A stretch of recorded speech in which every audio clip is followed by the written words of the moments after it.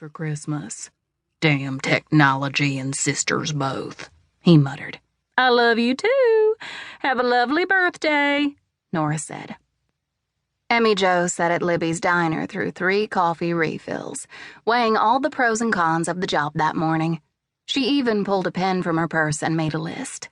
When it was time to leave, the pros side was full, and the only things on the con side were 2 names, Logan and Tandy. It's time, Libby, Diana's mother, yelled from behind the counter.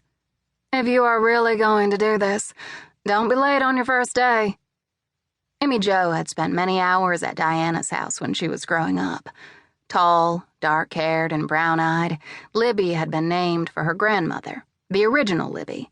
Granny Anna Libby had passed the diner down to her daughter, Ellen, who in turn gave it to her daughter, Libby.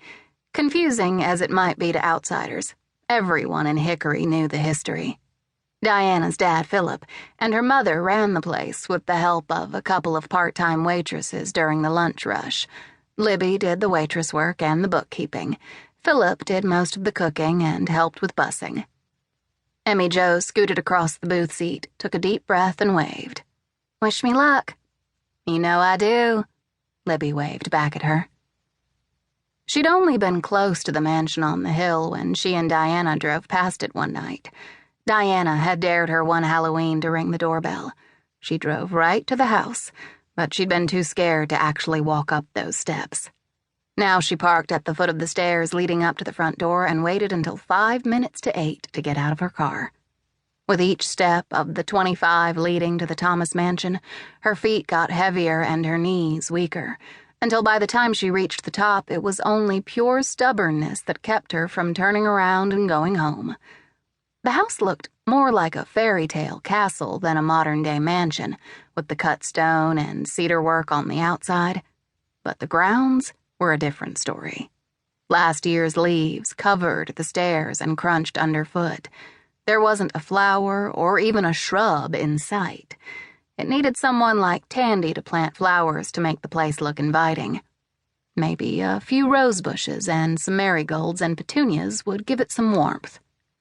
She sucked in a lungful of air, reached out, and pushed the doorbell.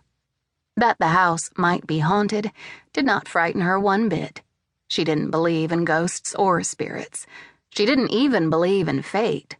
Her theory was that when a person died, their soul went to either heaven or hell. It sure didn't hang around Earth to pester the people left behind. And the choices a person made created the consequences that they had to live with when it came time for the decision about pretty white clouds or a big eternal bonfire. Fate had nothing to do with any part of life. Likewise, Seth Thomas did not frighten her either. She'd only seen him one time before in her life, and that was at the cemetery when she and Tandy went to put flowers on Tandy's mama's grave. He'd sat in a lawn chair, his eyes glued on the tombstone in front of him that always had beautiful lilacs in the fancy vase attached. She'd asked her granny who he was, but she'd hurried them out of the cemetery without answering her. A short, round woman with a tight little gray knot of hair on top of her head opened the door. You must be the new assistant. I think Nora has lost her mind.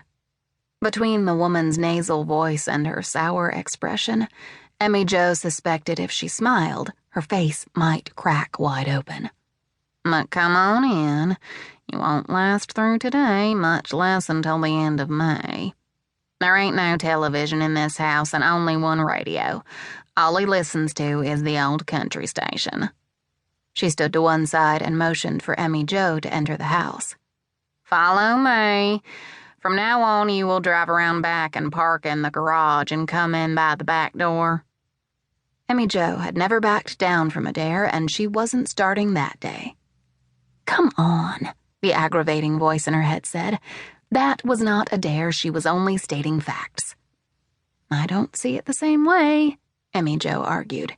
She's thrown down a challenge by saying that I won't stay through the day, and I intend to show her that I will be here until the last minute on the contract that I signed, May 31st at 5 o'clock. She took a step through the dark, heavy door and followed the lady across an enormous living room, through a dining room and out onto a patio.